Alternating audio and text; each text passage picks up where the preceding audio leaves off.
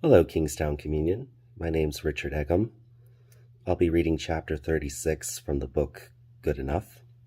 It's entitled 2 a.m. 2 p.m. There is no small talk at 2 o'clock in the morning. If you're at a party, you find yourself saying, "Oh, totally. That's exactly what happened to me when..." Insert long, incredibly disclosive story about yourself that you'll regret tomorrow morning. I'm not going to do that. If you're on the phone, you can hear yourself saying things you would never say in the light of day. I always hated that about myself. Do you think I can change?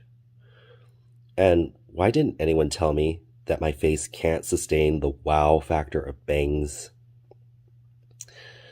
Most often, you've woken up and stared bleary-eyed at the ceiling while every fear comes flooding back. Your health, your relationships or singleness, your kids, the people come and gone. Bills and errands and existential threats to tomorrow. God, I can't do this much longer. So often, we forget our 2 a.m. selves. We are someone else entirely, our 2 p.m. selves. The momentum of the day is carrying us through our work and errands, and we have begun to believe that productivity and mental feats of efficiency are entirely within our control. It's a wonderful fleeting feeling, and our checklist minds are pleased as punch.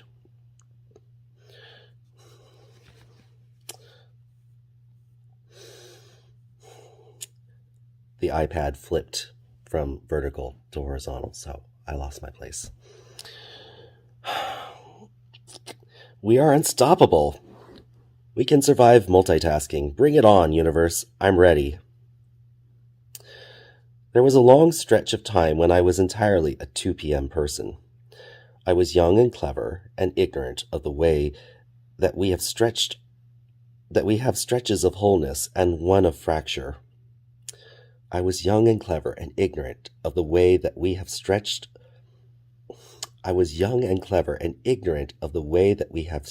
of wholeness and ones of fracture.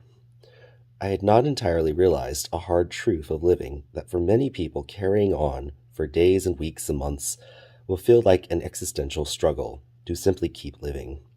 For them, it's always 2 a.m. There's a moment I will never forget that seared that reality in my mind. I was in the midst of a long stretch of chemotherapy that required me to get on an airplane in the middle of the night. By dawn, I had landed in another city where I would prepare to spend the rest of the day having poison pumped efficiently into my veins before I returned to my own city and my own bed after midnight. It was grueling. My skin was sallow and thin, my nerves frayed, but every Wednesday I would do it all over again. One Wednesday, I began to notice that I was not alone in my routine.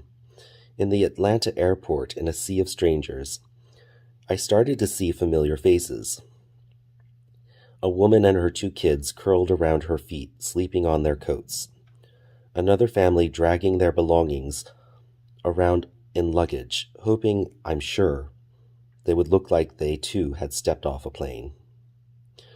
But there in the airport bathroom, I began to see them, the haggard mother washing her child's face in the sink, smoothing her hair, placing a hand on his cheek.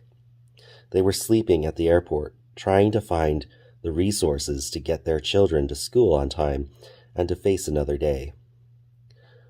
Once we know pain, it is like the dark side of the moon, hidden from view, but every bit as real. The world is full of 2 a.m. people. It is me, it is you. So we reach out to hold hands in the dark.